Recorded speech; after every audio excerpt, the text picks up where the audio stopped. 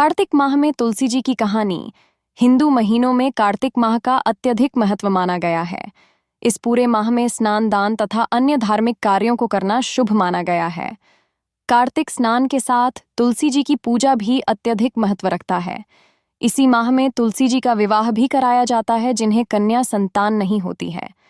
वह तुलसी जी का विवाह शालिग्राम जी से कराकर कन्यादान का सुख पाते हैं।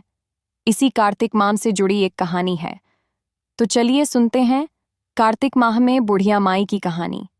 कार्तिक माह में सभी औरतें तुलसी जी को जल से सींचा करती थीं। एक बुढ़िया माई थी। वह कार्तिक माह में तुलसी जी को जल से सींचती थी। जब वह जाती तो तुलसी माता से कहती, हे तुलसी माता, सत की दाता, मैं तेरा बिरवा सींचती हूँ, मुझे बह दे।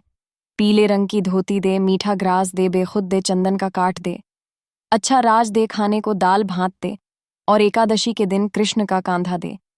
बुढ़िया माँ की यह बातें सुन तुलसी माता सूखने लगी। तुलसी माता को सूखते देख भगवान ने पूछा कि हे तुलसी, तुम दिन प्रतिदिन क्यों सूखती जा रही हो? तुलसी माता ने कहा कि मेरे मन की मत पूछो। भगवान ने कहा, मैं ना पूछूंगा तो कौन पूछेगा? इस पर तुलसी माता कहती हैं, एक बुढ़िया माई आती है और वह अपनी बात कहकर चली जाती है। मैं उसकी सभी बातें पूरी कर दूंगी, लेकिन कृष्ण का कांधा कहाँ से लाऊंगी? भगवान कृष्ण बोले, वह मरेगी तो अपने आप ही कांधा देने आऊंगा। तुम बुढ़िया माई से यह बात कह देना। इसके बाद बुढ़िया माई मर गई। बुढ़िया माई के मरने पर सारा गांव इकट्ठा हो गया और उसका अंतिम संस्कार आने पर उसे उठाने लगे, लेकिन वह इतनी भारी हो गई जिससे उसकी अर्थी टस से मस नहीं हुई। सभी बोले कि यह तो बहुत संस्कारी थी, बहुत पूजा पाठ करती थी, कोई पाप नहीं किया, फिर भी इतनी भारी कैसे हो गई? बूढ़े ब्राह्मण के वेश में भगवान आए और कहने लगे कि यह भीड़ कैसी है। तब गांव वाले बोले कि एक बुढ़िया माई मर गई है और वह इतनी पापन थी कि उसकी अरथ उठ नहीं रही, बहुत भारी हो गई है। भगवान बोले, मुझे इसके कान में कुछ कहने दो, फिर यह उठ जाएगी। भगवान बुढ़िया माई के पास गए और उसके कान में कहा, माई, तू अपने मन की कर ले, पीतांबर की धोती ले, मीठा ग्रास ले, बैकुंठ का वास ले, चटक की चाल ले, चंदन का काट ले, झालर की झनकार ले, दाल भात को जी और कृष्ण का कांधा ले।